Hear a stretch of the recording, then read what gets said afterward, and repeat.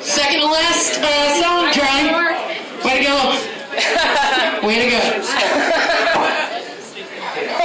Just kidding, this is a really happy set. So I got two more for you guys. I just want to spit some venom in your ear here for a minute, if I can. Not that I haven't been doing that already. Alright. Am I to believe that somewhere in the attic of my mind's eye, a rickety rocking chair is pressing against a floorboard, teetering and squeaking the gruesome tale of a church mouse who narrowly escaped cleaver after cleaver of delusional believer?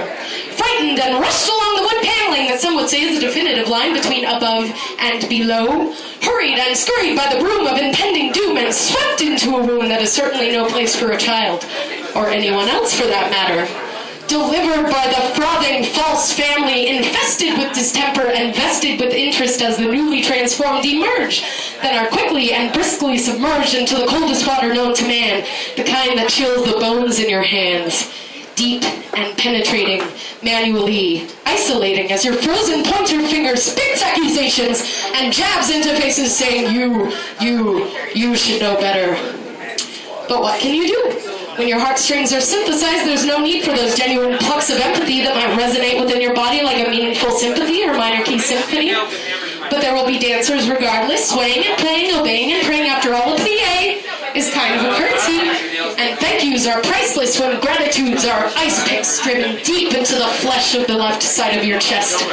And as your heart stops, you no longer care. It's like it was a nuisance. You never knew it was there. Well, now that it's gone, you can go on with your life. And as your number one fan stares you deep in the eye in the mirror, of course, you say, how lucky am I to never conceive the truth till I die, to not live by the sword but live by the lie? Oh, tell me, sweet Lord, how lucky am I? But luck is a fabrication, not a noble vocation. If you strive for elation, there are much more meaningful paths to the sky, like up. But you're afraid then of heights, or maybe just frights. You have a cornucopia of phobias, so you might as well know that a table will turn only if you choose to learn about it. But knowledge is overrated, and your simplicity keeps you jaded, faded from the colors that used to be, and being vibrant is not all it's cracked up to be.